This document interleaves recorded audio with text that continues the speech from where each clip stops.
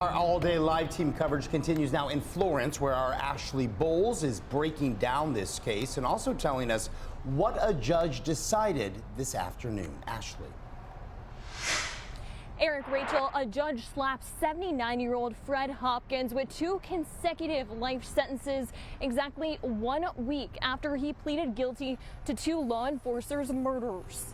Evidence showed Hopkins killed Florence County Deputy Ference Turner and Officer Terrence Caraway back in 2018 when they tried to serve a child sex abuse warrant against his son. And let's get right to our Ashley Bowles, who has been on the scene for the last several hours. And Ashley, what else do we know?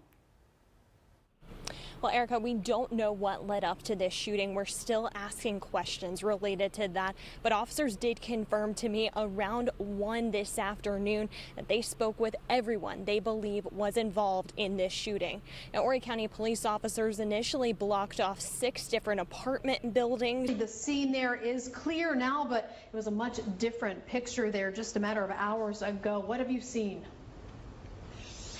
Yeah, definitely much different picture, Eric and Rachel, minus the 2 or 3 cars you see right behind me now. Everyone else has cleared out of this area. I am standing about the 6,000 block of Buddy Lane right now. If you're not familiar with where Buddy Lane is, it's right off of 707.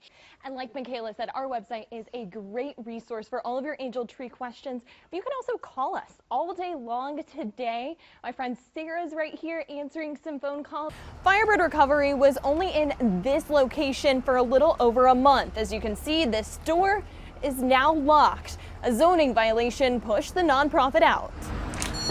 But now Director Ajne Powell can pull open this door in her new Horry County location.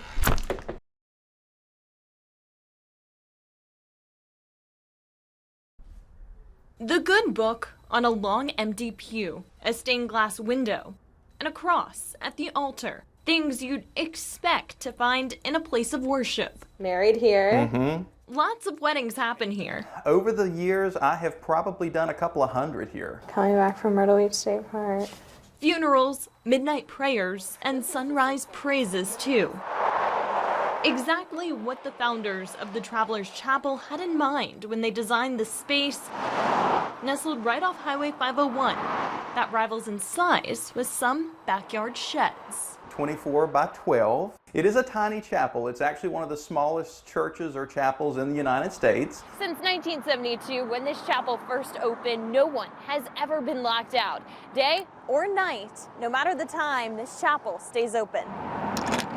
But for such a small place, it certainly had its fair share of challenges. We needed to put new siding on the building. The next thing was we needed a new roof. Then we had the hurricane, which knocked a tree down on top of tore the electrics off. There's a couple hundred people a month stop in there. And Mike Stride has been the president of the volunteer-run board overseeing the Travelers Chapel for more than a decade. Before he stepped in, there was a fire here, and from time to time, there's been vandalism. None of these deterrents have stopped the mission. Mike hopes that never happens, but there's a looming hurdle on the horizon. all of us who are involved now are older, you know, and getting older, that things are more difficult to do. So we're looking to get some new blood involved. You'll take the help. Yep, we sure will. As president, Mike doesn't just use donations to get new flooring or complete needed maintenance. He also stops by once a month to collect the pages of this guest book. I probably have a stack that's that high of these sheets. Oh my goodness. You know, I have them all in the file cabinet in there. One memory, passed down, sticks with him. There was a full bottle of whiskey sitting up on the counter up on the front. And there was a note there that said, "I came here to end my life, but I found Jesus." And, you know, instead, and things like that that people have written in that book that are just amazing. Mike keeps each page. He also prays over each one, too. It's been really rewarding to see what happens and how God works.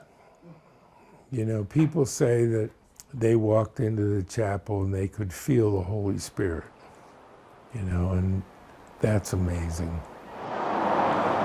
For the past 52 years, people have passed through this chapel, hopeful about the start of a new life, or in despair, about to give up altogether. The pages of this book tell those stories. You got people that just write something quick, or, you know, like the first one we saw. That was Another good book with plenty of blank paper.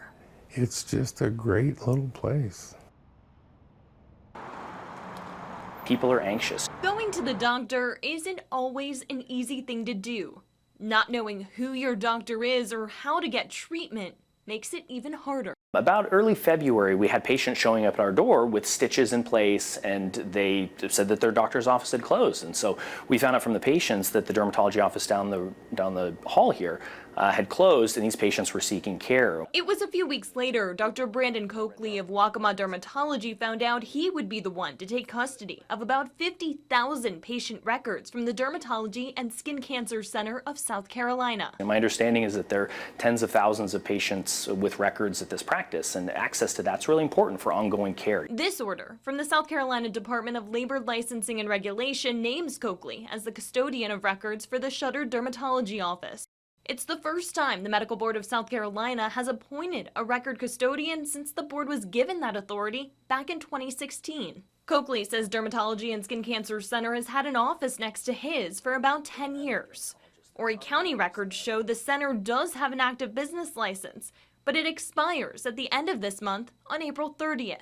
The county confirmed the business license department has issued renewal reminders, but has not received a response. If a response is not received before May 1st, the center will have a delinquent license. We reached out to that office for patient records, biopsy reports, all that, and we haven't been able to get a response. I haven't been able to get a response either.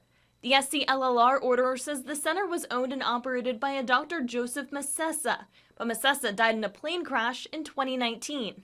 After his death, a family member of Masessa's took over the practice. The order says that family member was not a licensed physician in South Carolina. The family member was not named in the order, and neither SCLLR or the SC Medical Board can confirm the name. Right now, patients who call the Dermatology and Skin Cancer Center can't get an answer. If they show up in person, they're greeted by this sign that has numbers for different labs. Typically, when you go in for a surgery to have a cancer removed, the cancer's cut out, the patient's stitched up, and then you're sent home. But you don't get confirmation that the cancer's all out until a later date when you get the report. So my understanding is that there's patients out there that may have had surgery that don't know if their cancer's gone. And Dr. Coakley says there isn't a playbook on getting thousands of patients their medical records. While he is relying on other Waccamaw Dermatology staff members to help, he must wait to physically get all the records first. While I am technically the custodian for all of those records now, I don't have them yet. So we're working as fast as we can, and we're in constant communication with the legal departments of those electronic medical companies to make sure that we can access those records and then provide those to the patients as appropriate.